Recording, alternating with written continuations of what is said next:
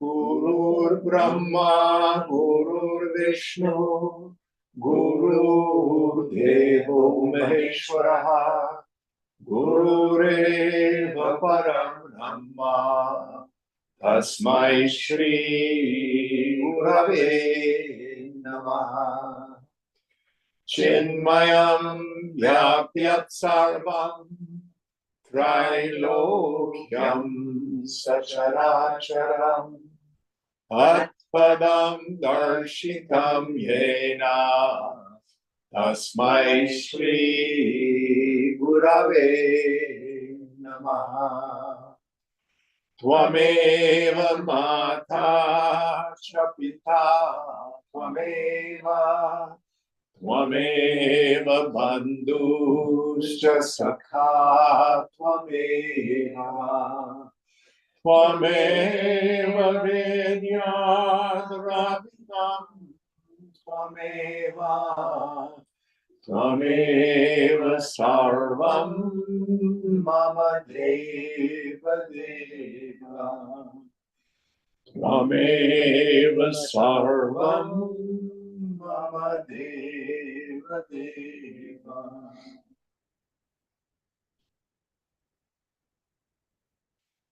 Om Sahana Vavatu Sahana Bhunatu Sahaviryam Karavavahai Tejasvinavadhitamastu ma vidvishavahai. Om Shanti Shanti Shanti. So we're continuing our discussion of Nirvikalpa Samadhi, defined as when the distinction between knower, knowing, and known is merged. So to use the framework we have in Tripurarahasyam, we have Prakasha, the light of pure awareness, which then illumines Vimarsha, deliberation, the movement of mind.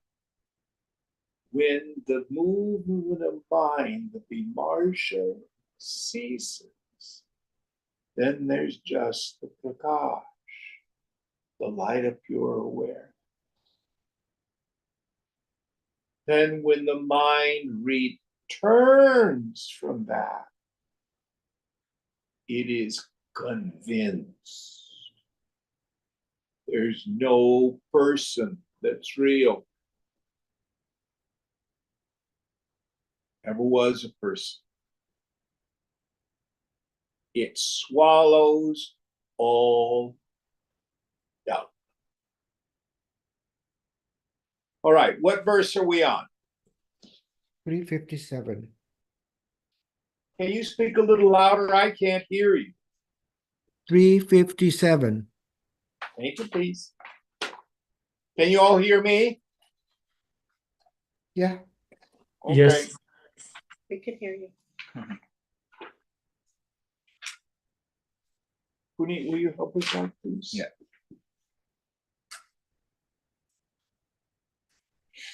Samahitaye pravilapya bahyam Shrodadicheta swayamham chidatmani Ta eva mukta bhavapasha bandhai Jnane tu paroksha katha dhinayanaha.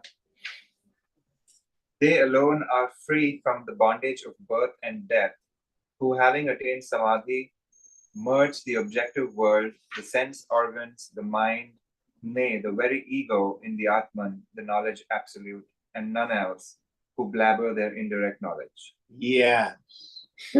So you can intellectually understand this.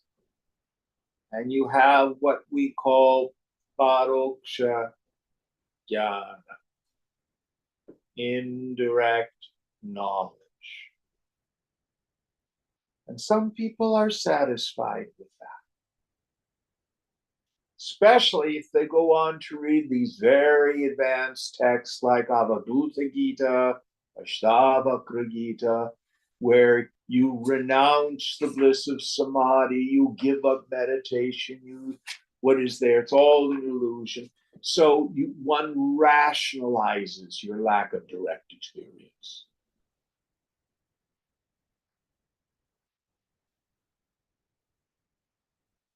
Here Shankara says very clearly,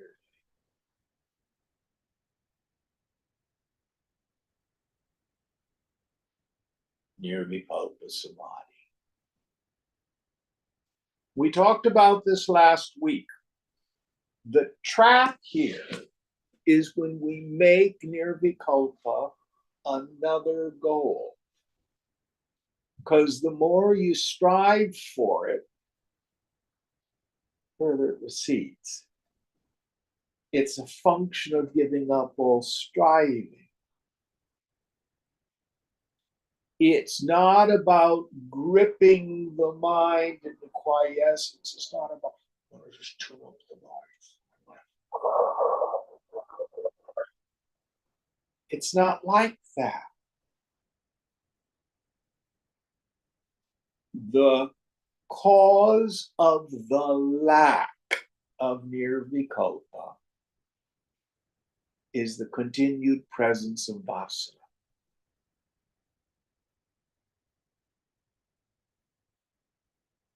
So, what is it that we need to do? Vairagya. That desire to give up attachment to all experiences gained through the senses,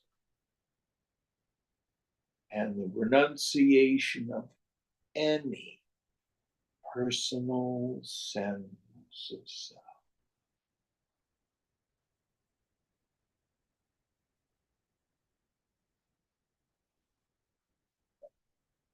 Now, we talked again a little bit about this last week, but to review, here in class, when we introvert the attention and tune up the mind,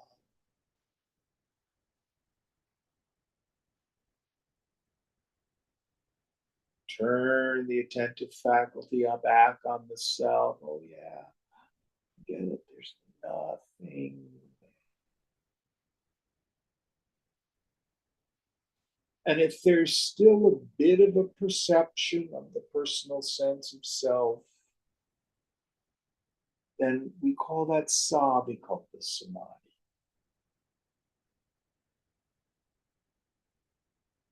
That's really all we can practice. The way Swamiji used to talk about it is you cannot practice sleeping. You can only practice getting sleepy.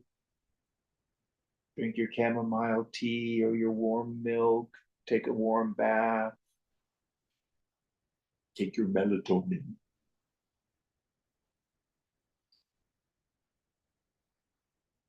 Read scripture, that'll put you sound asleep. And if you've been effective in practicing getting sleepy, the mind slips into sleep.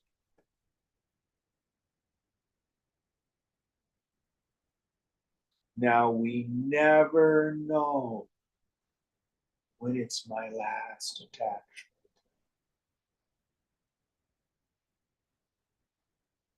But when that last attachment is renounced, the mind thunders to a stop, subjectively, Nirvikalpa Samadhi is timeless.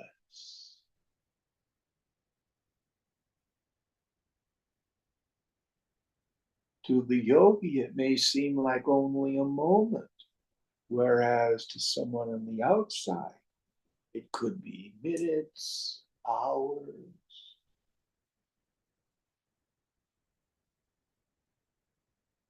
Listen carefully. When the mind returns from Nirvikalpa, you see Genesis. You see Shakti wave out of the cell. And then the whole world appears. So all these mythologies about creation, we have several of them in Hinduism. We have Genesis 1:1. This is not somebody just making stuff up. These are poetic attempts to explain what someone experiences as the mind returns from Nirvikalpa. Literally watch how it all takes place.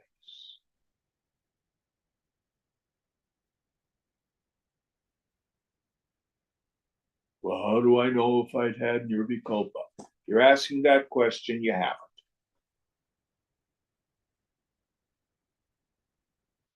And again, I suggest that you focus on who am I?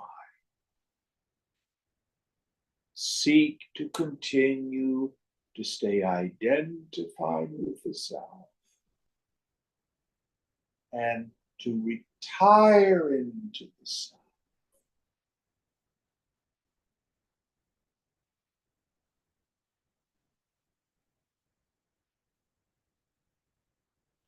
For some people, Nirvikalpa is a big bang.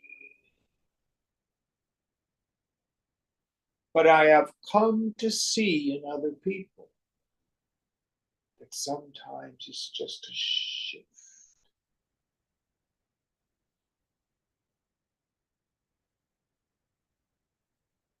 And the way I test the student, do you have any doubts about who you are?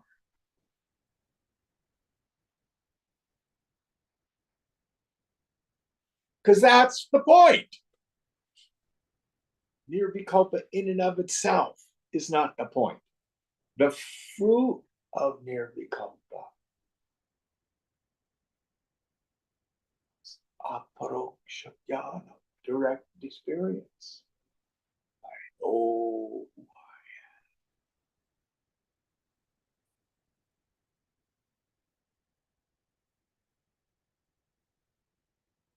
All right, next verse.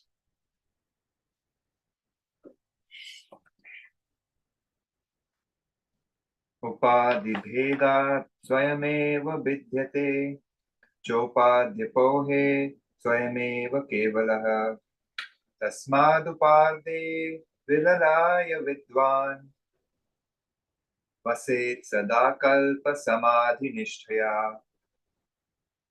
Through the many conditionings, man is apt to think of his own self as full of diversity, but by removing these, he gains his own immutable self. Hence, for the resolution of his conditionings, the wise man must devote himself to the practice of Nirvikalpa Samadhi.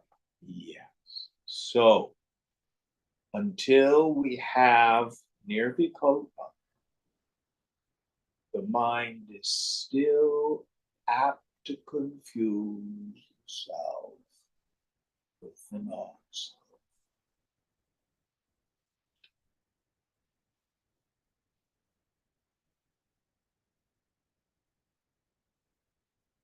It's very deceptive. I can remember very vividly this one young man came to when I had the center in San Francisco. And 20 years earlier, he had taken an LSD trip. And he was convinced that he had an experience of the self on LSD. And he was still trying to get back to that experience. And by the very way in which he framed it, it's very clear that that's not what he had. I don't know what he did. I'm sure it was very nice. But what does Nirvikalpa reveal? It's yourself. Are you? Yes. You sure? Yes. You're not Wendy? You're not a cloud in the sky? You're you? When are you ever not you? That's what Nirvikalpa reveals. I am Brahman. Listen carefully. It's not an experience of I, Jim, know Brahman. I know the Brahman now. Anybody who thinks that is stupid and a bigger fool than you could possibly think.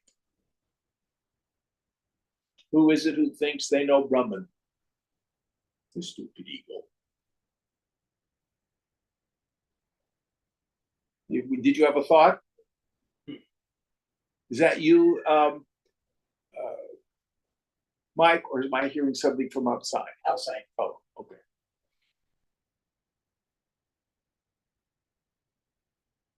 What you see is the stupidity of the mind, the unreality of the mind. Only Brahman is real, and that is myself.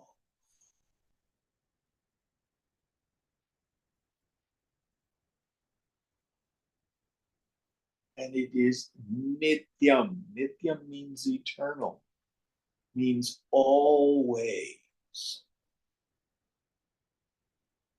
Oh, yeah, I had an experience of the self in the morning, but oh, now I've lost it. I don't know what you had, but that wasn't it. You can't lose yourself. I doubt that I superimpose on that direct experience the nonsense of egoism.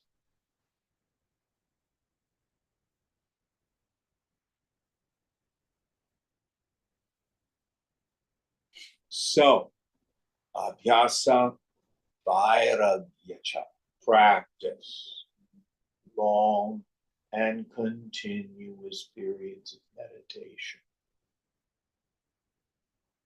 Doing our best to quieten that constant stream of thought, letting go of all efforting and struggle.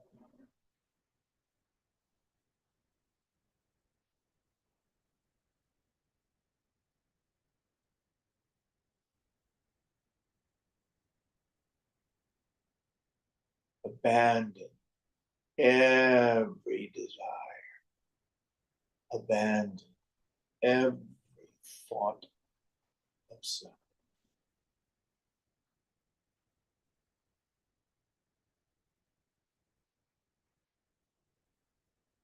Any thoughts, questions about this? Shankara is pretty clear. Next verse.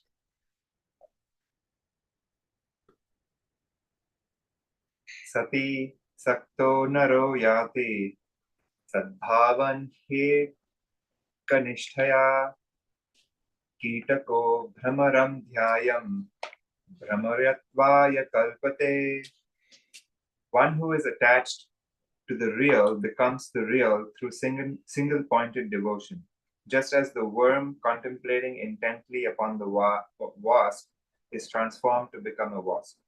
So this, unfortunately, is Shankara's poor entomology, not etymology. So what he's talking about is metamorphosis. So the pupa goes inside and spins, makes a cocoon of some sort, and then in time it transforms into a butterfly or a moth, or here a wasp. What the ancients in India thought is the wasp sits outside the little doorway to the cocoon, and the pupa is inside. And when the pupa's attention wanders, the wasp stings it, stares at the wasp. By staring at the wasp, it waspifies, becomes a wasp. It's not really what happens. But what his point is, tune up the mind. Turn the attentive faculty within. Keep noticing, I am that space of consciousness. I'm not the body, I'm not the feelings, I'm not the thoughts. I'm not worried about self-esteem, needs, boundaries. It's all nonsense.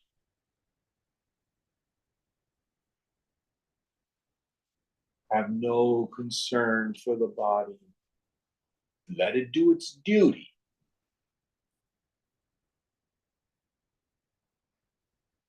Keep that intense introversion. Mind meditation. Keep burning up those muscles.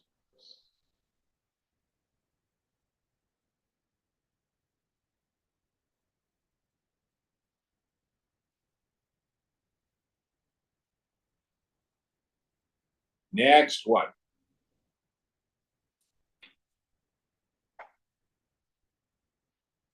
Kriyantarasakti mapasya kitako dhyananyathalim yalibhava mrichati tathaiva yogi paramatma tattvam dhyatva samayati tadeka nishtaya.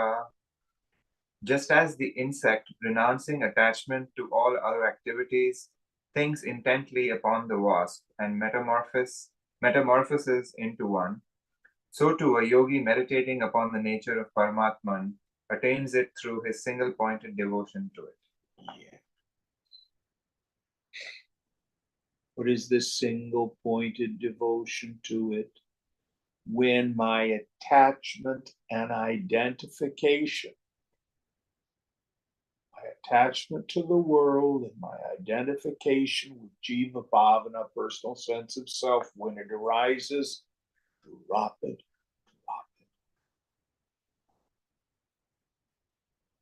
all day long. Constant attention to it.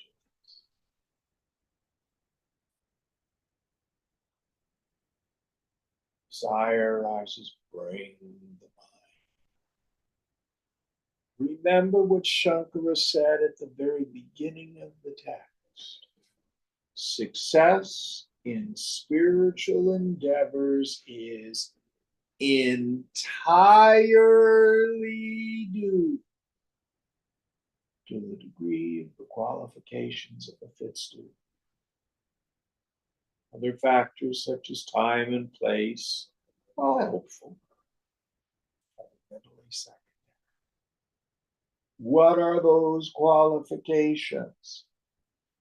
Viveka.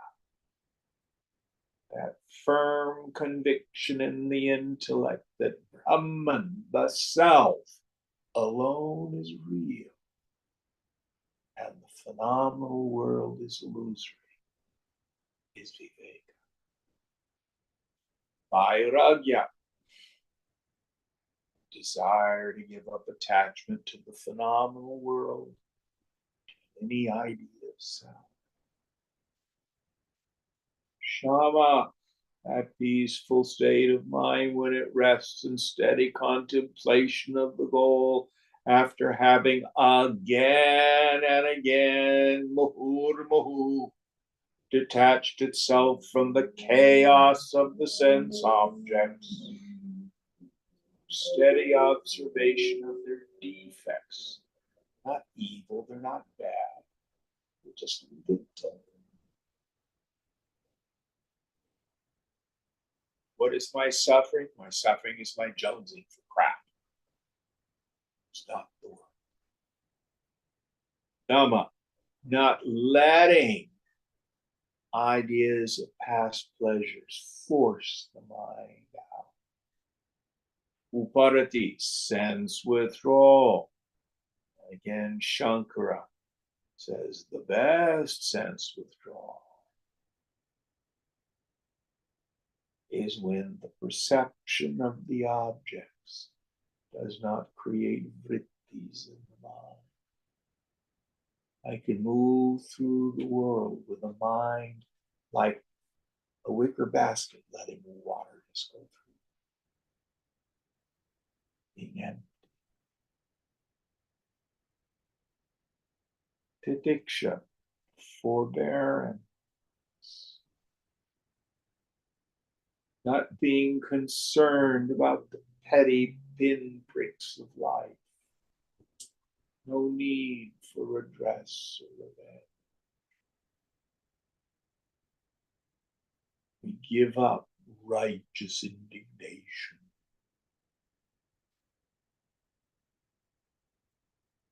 What's so wonderful, if I don't catch it, I go ahead and indulge in getting angry here and getting attached there, trying to control there. The Lord says, no problem. We'll just bring it by again tomorrow. And we'll keep bringing it by until you effing let go. Run, but you cannot.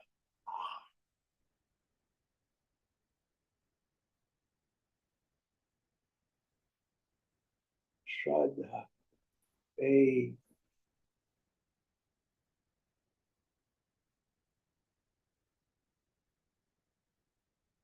Keep on keeping on. Be steadfast.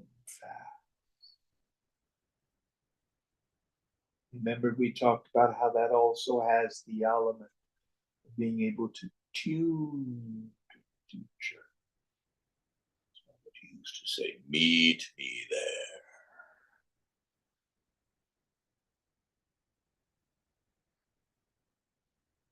Samadhana, that tranquility of mind, rests on the goal. We give up the concern for the mind's oscillation. Is it this? Is it that? Is it this? Is it that? Should I do this? Should I do that? Should I do this? Should I do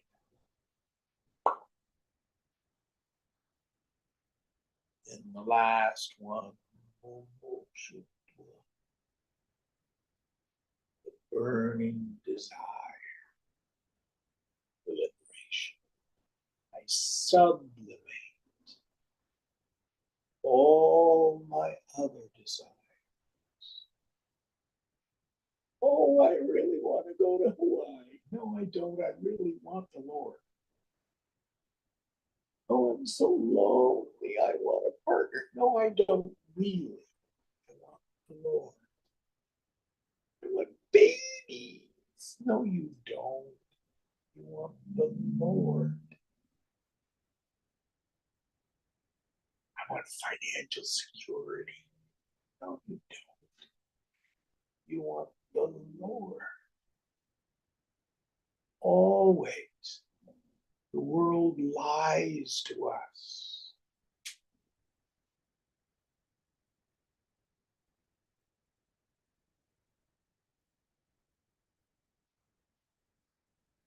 Here we are moving towards the end of the book, discussing Nirvikalpa. How do I attain Nirvikalpa? Take a look at the qualifications of a fit student.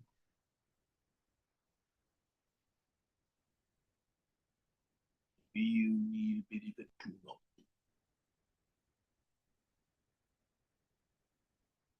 Now, we've said this many times. Whenever Shankara and many other authors do this, set forth a list, especially in what we call these prakarana books, these workbooks. The most important ideas are set forward first. And then there's a descending order of importance. So in the qualifications of a fit student, what's the first one?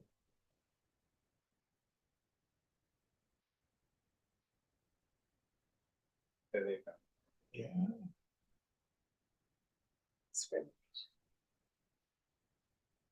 Constant discrimination between the self and the non-self. Between the real.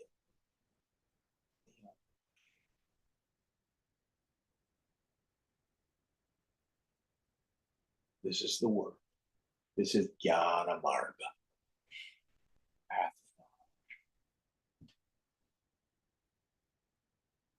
Next verse.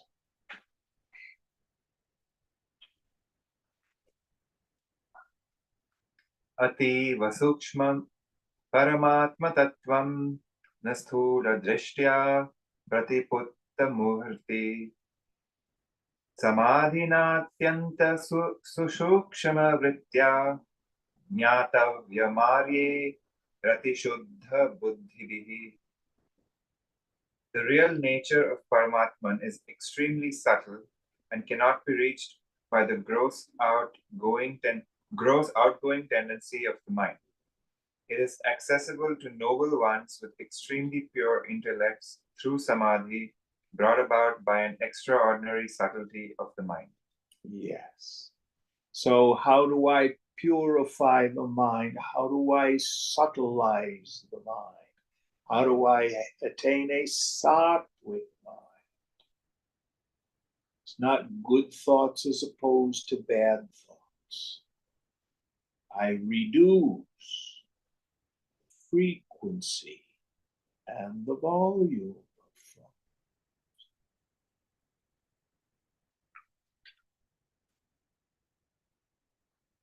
Constantly endeavoring to discriminate between Chidakasha, the space of consciousness, and Chidabhasa, the reflection of consciousness, the ego.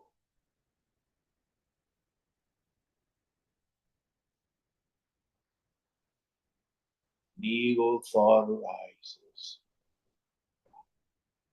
over.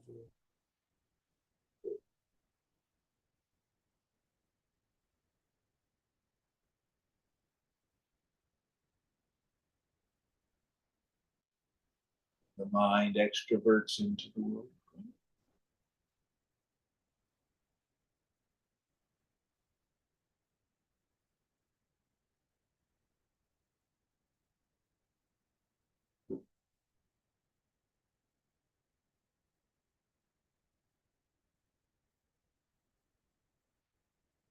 Next one.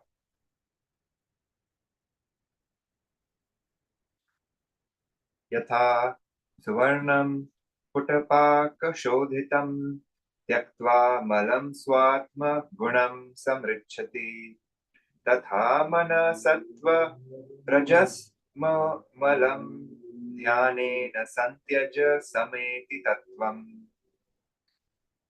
Just as gold by thorough heating in fire gives up its impurities and gains its own luster, so too the mind through meditation sheds its impurities of sattva, rajas, and tamas and attains the nature of Brahman. So he's talking about smelting. So you get gold ore. That's gold plus various kinds of rock impurities. So you put it in the what do they call it when you smelt? Is it a forge? No, Foundry? whatever it is. Big bucket that you heat the stuff in, and the gold becomes liquid, and you burn off everything till what's left is 24 karat gold, pure gold. This is where, if you need the support, things like extended meditation retreats can be extremely valuable. So I know all three of you folks have gone on Vipassana retreats. I think they're wonderful. How many hours a day do you meditate? 10 hours. 10 hours a day. And most of the ones that you've gone on have been 10-day retreats.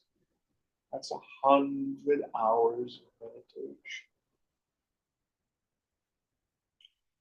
And the first one just gets you started.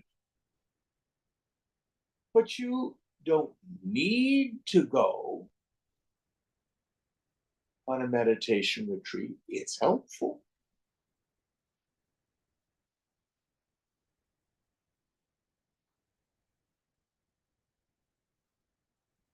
But you do need to spend the time.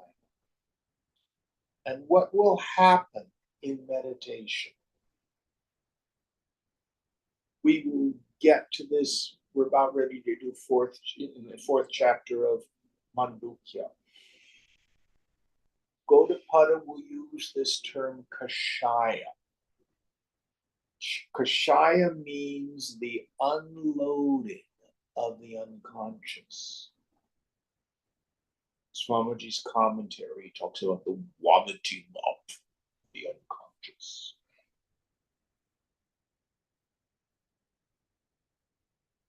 So meditation here is not about superimposing a salve on my wounded, agitated psyche. It's exactly the opposite. It's like lancing a boil. So, for example, Wendy's partner Lloyd has an infection in his knee. Do they rub lotion on the outside of his knee? No. What did they do? Cut it open. And what did they do? What they find inside? Stuff. And they scrape it out and cut and take it out. That's meditation. Do you get it? Mm-hmm. Yeah. This is why you have to have viryam. What's viryam mean? Anybody? Bravery, courage. A lot of times you hear things like manly attitude. Doesn't mean, it has nothing to do with your plumbing. It means the warrior spirit. Why do you have to have bravery or courage? Because you're selfish, dishonest, full of fear, full of lust, greedy, wounded, abused, traumatized, self-centered. You know how I know this about your mind? Because that's the human condition. It's true about everyone's mind. And it all has to come up, be released. I was talking with a person who's studied psychology. I don't know if they're actually a therapist. And they were saying, "Oh, so and so, they do spiritual bypass." I have no idea what that means. Mike, you deal in the psychology world. How would you define spiritual bypass? I don't think I know the phrase. It's when people want to have some kind of an experience, a euphoric experience, and what they don't do is deal with their shit. There's no spiritual bypass in meditation. Believe me.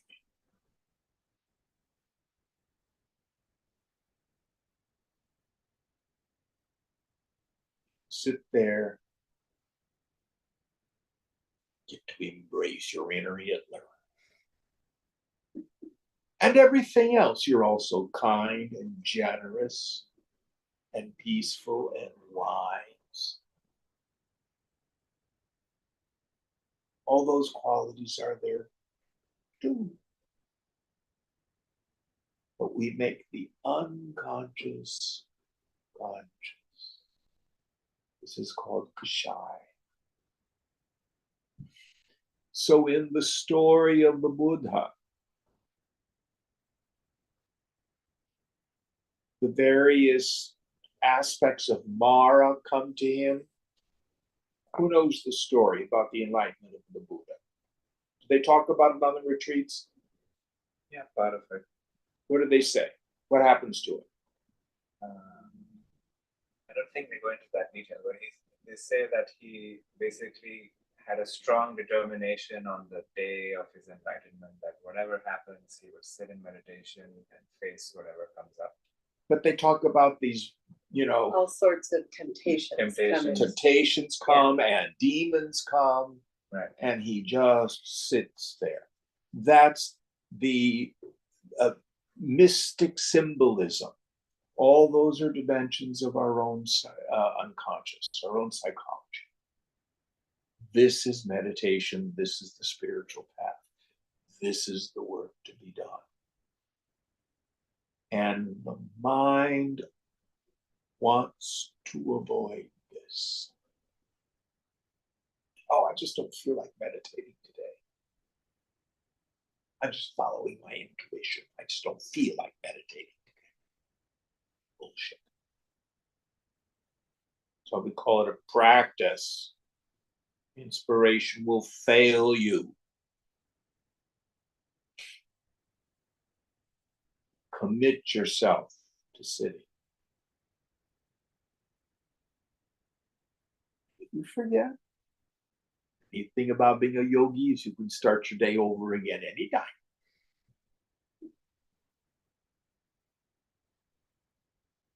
And you can't coast on yesterday's practice. Start today with newcomers, beginners mind.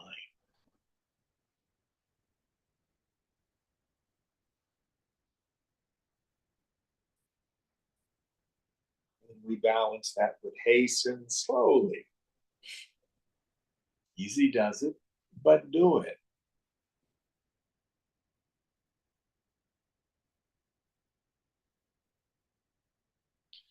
All right, next verse.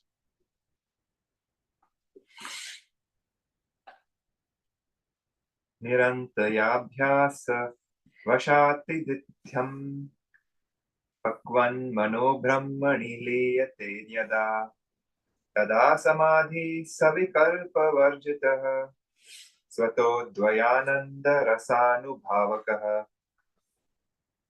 Thus purified by constant practice, when the mind merges with Brahman, then samadhi passes from the savikalpa to the nirvikalpa stage, leading directly to the experience of the bliss of Brahman, the non-dual. Yeah. So again, as we continue to practice this savikalpa stage, Swamiji used to say when you're at the doorway of the keep renouncing, renouncing, renouncing. The mind then slips into nirvana.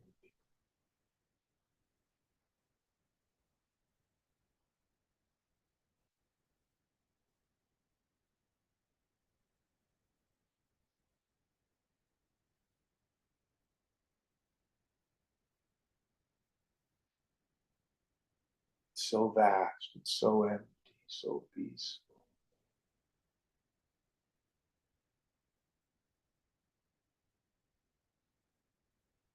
And again, I've gone to meet certain spiritual teachers, swamis, etc. And they're very nice people. And they may have excellent Sanskrit and be able to unfold the scriptures. They have Vivekachudamani. They're able to lecture.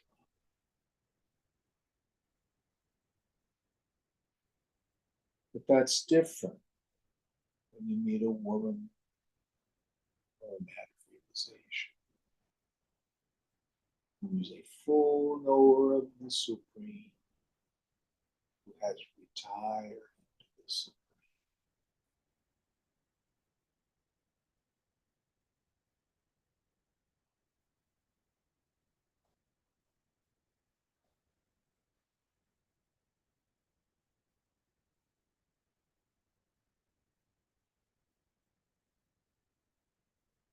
I have what the Christians call the odor of sanctity. And that's what attracted me to Swamiji. Because of the spiritual work I had done for 7 years, I was a trained sensitive, we call it. I had learned how to do psychic-y things. But my mind was sensitive. I could sense thought atmospheres very easily. I just tuned into this man. Whoa. God.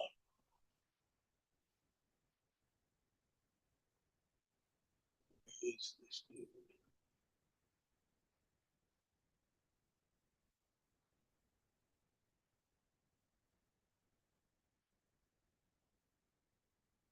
Those who have eyes to see.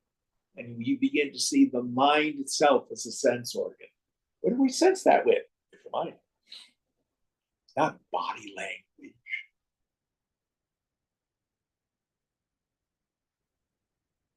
But you can tell, this isn't normal.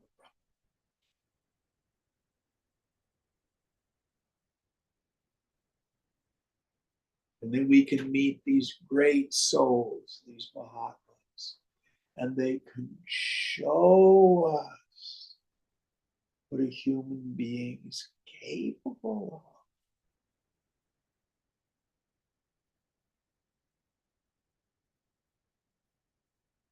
of. It's amazing.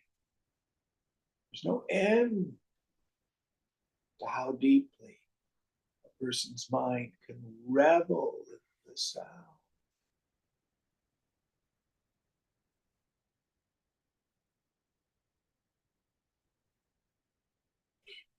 This Mahatma I went to see in 2015, Bhuvaneshwarana in Jaipur.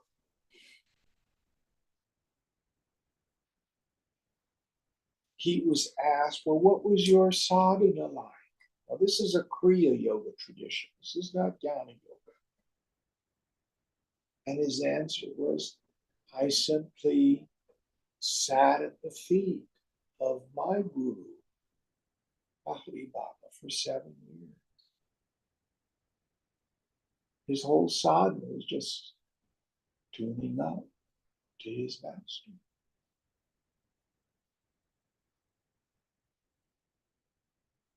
This fellow was deep, wonderful hanging out.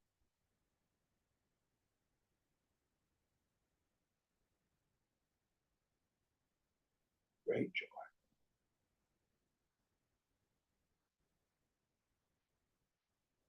Don't settle for less. That's all I can say. Next verse.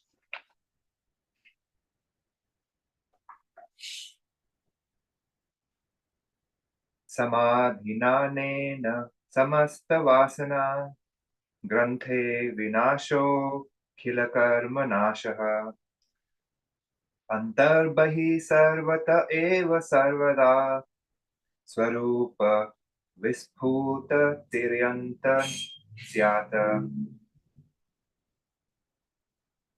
By this samadhi, all desires which are like knots are destroyed. All work comes to an end. And within and without, everywhere and always, takes place a spontaneous manifestation of one's own real nature. Yeah. So from that point on, the ego shattered, gone as a structure.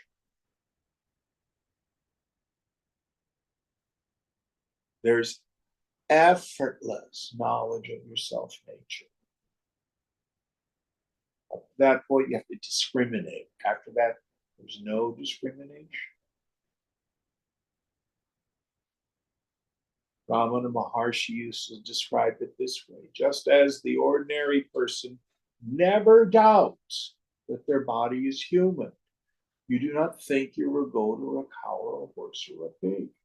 There's no effort in that. So also for the jnani, there's no effort. She always knows. Aham Brahmasmi, I am Brahman.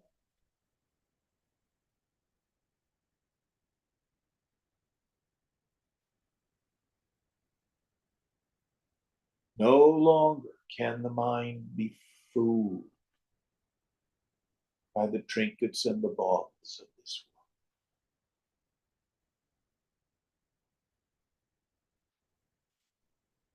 There's nothing left to be done.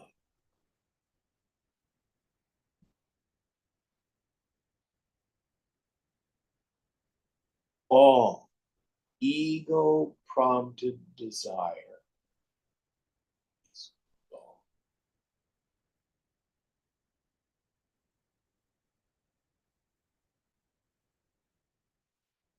And you can feel it in another person if they've still got ego driven desires, when they're seriously going after something.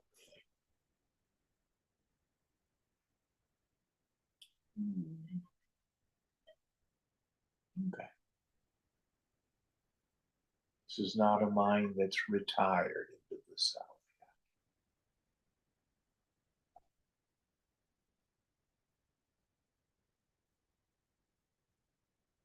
Next verse.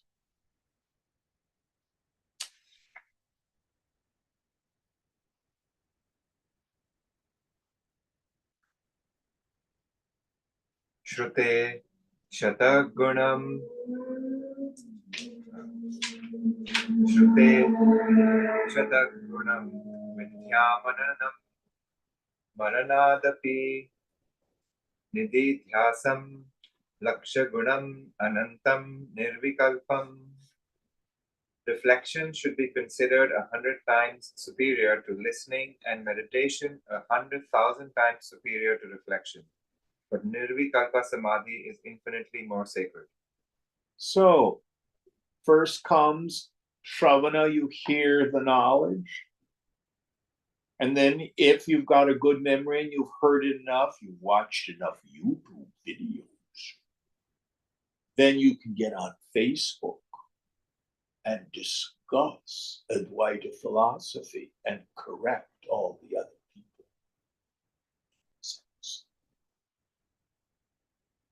Better than hearing is manana, thinking about it. Reflect on it for yourself.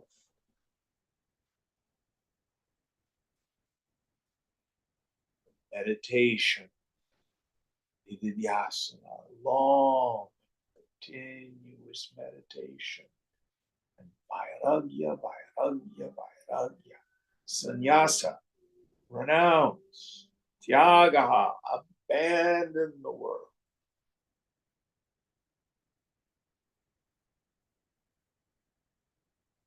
Nirvikalpa.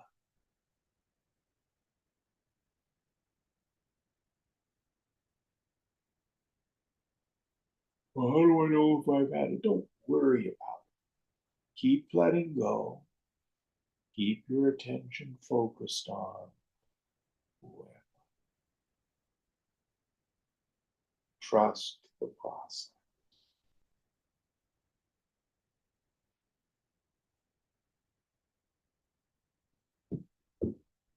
Next verse.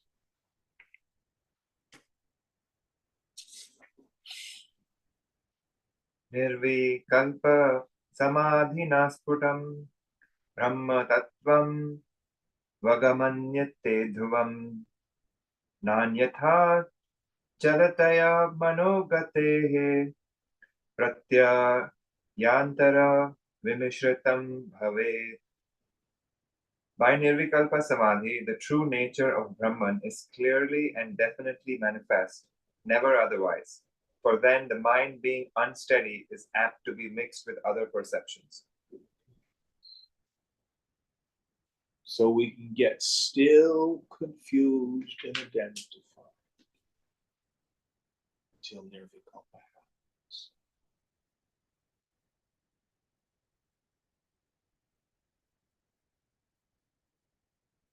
And again, one of the ways we get identified is with dimensions of the path itself.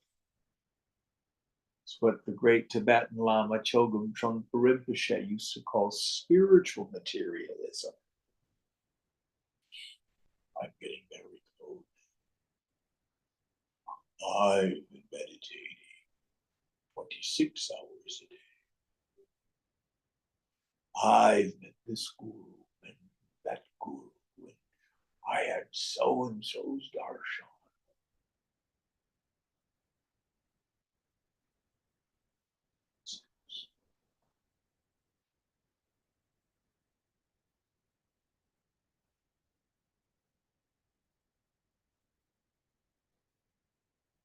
Keep tuning up the mind.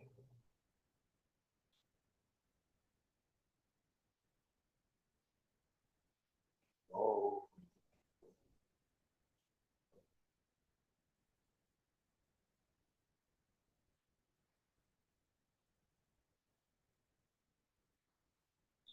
Next verse.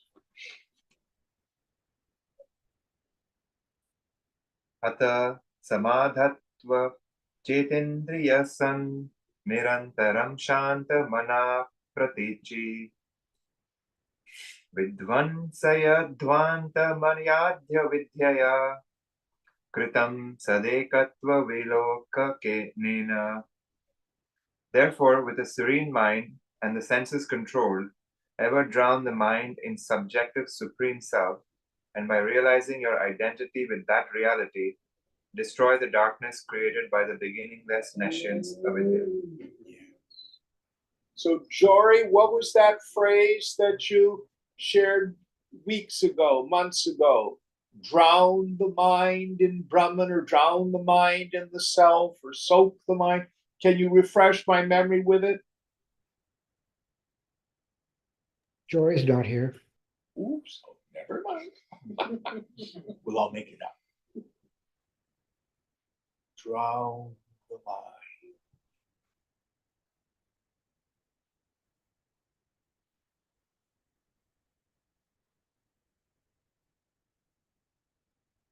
Soak the mind in the bliss of this.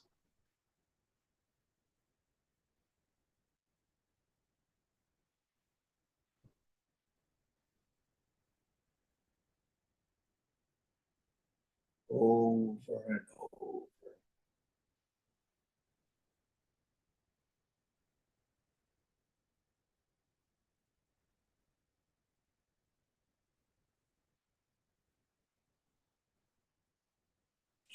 Next one. I think that ends this section, does it not? Not yet. Okay. Yogasya prathama dwaram vanga nirodho parigraha nirasha cha niriha cha nityam ekanta shilata. The first gateway of yoga consists of 1. Control of speech, 2. Non-acceptance of possessions, 3. non-entertainment of expectations. 4. Freedom from activity. And 5. Living always in a retired mood. So let's go through these, another list of useful practices that make the practice of samadhi easier. So the first one, Control of speech. yes. So how should we control speech? I think it's a Buddhist frame. Is it kind? Is it truthful? Is it necessary? Is it timely? Is it timely? Yes. That's a very basic level. Another practice of control of speech, mauna, silence itself. In many practices and on retreats, you may, for the day or for the morning, keep silence. You can give yourself a day of silence. If the circumstances of your life make that a challenge, because interactions are required. One of the best ones, don't give your opinion unless somebody asks for it.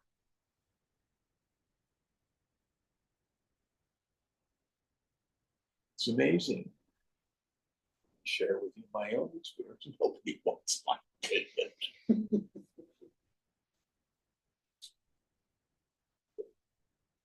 Very rarely.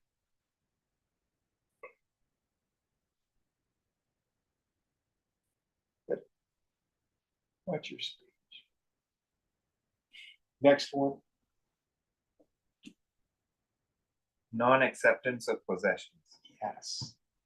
All is mine to use, none of it is mine to own.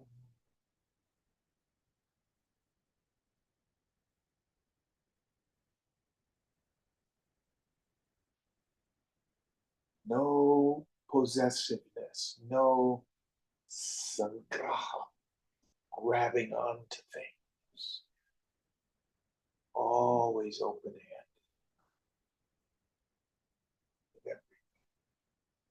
That includes people too.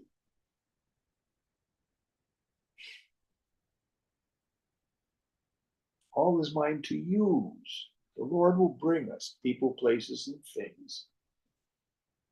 Use them. Inside the sannyasi. Next idea. Non-entertainment of expectations. Yes. An expectation is a resentment under construction.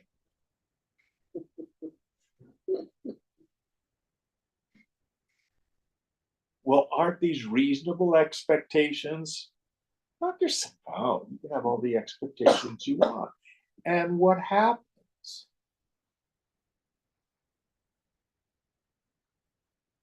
Man proposes, God disposes. It's the same.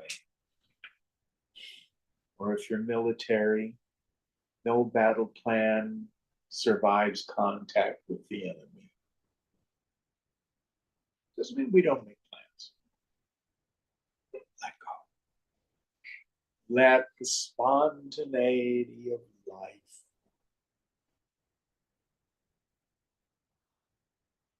Next one.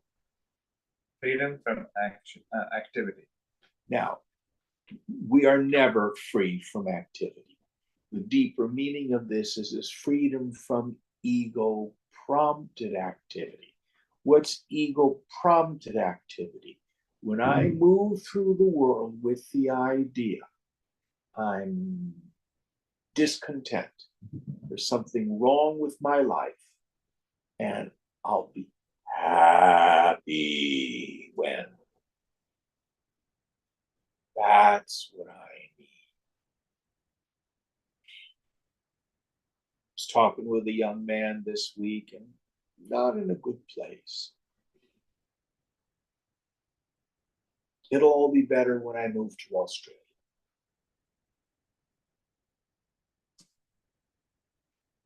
The problem is, wherever you go, you take your mind with you. You pack your suitcase, you put your clothes in it, and you pack your psychic suitcase and take your mind with you. No escape.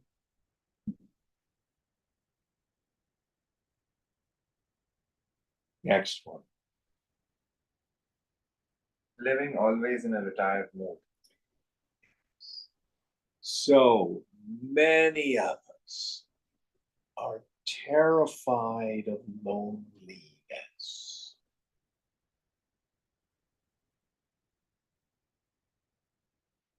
A yogi must be content being alone. That doesn't mean to avoid people, but we use social contact as a way not to confront neediness. This is called loka vasana. We dealt with this when we went through the 3 kinds of vasanas. So yogi needs to have alone time.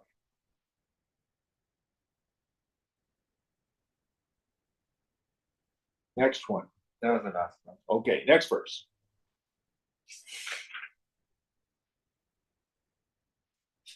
Ekanta sthitirin indriyo paramane hetur damashate damascha damaschetasaha sanrodhe karanam shamena vilayam yayat daham vasana tenanandara sanubhuti chalabhramhi sada yoginah tasmat chitta nirodha eva satatam karya pratyananmunehe. Living in solitude helps to control the sense organs. Control of the senses serve to control the mind, and by controlling the mind, the ego is destroyed. This gives the yogin an absolute realization of the bliss of Brahman. Hence, the man of reflection should always strive to quieten his mind alone. And he's used a specific terminology, chitta nirodha. Didn't I hear that? Mm-hmm. Who remembers where that comes from? Yoga Sutras. Second sutra in Yoga Sutra. Yoga's chitta vritti nirodha. Yoga is the restraining of the chitta, the stuff of mind, from forming vrittis, whirlpool-like configurations. So this is my work, to quieten the mind.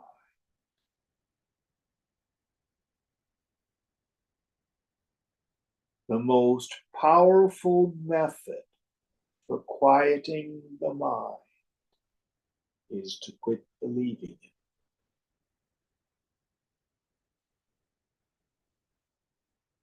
Cannot think a real thought.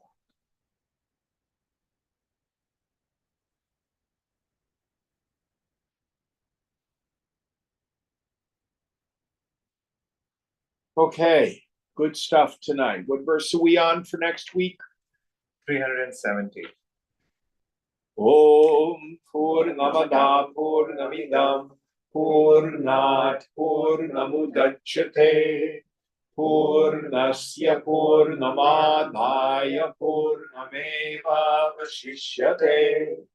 Om Shanti Shanti Shanti. Hari Om Sri Guru Pyo Namaha. Hari Om.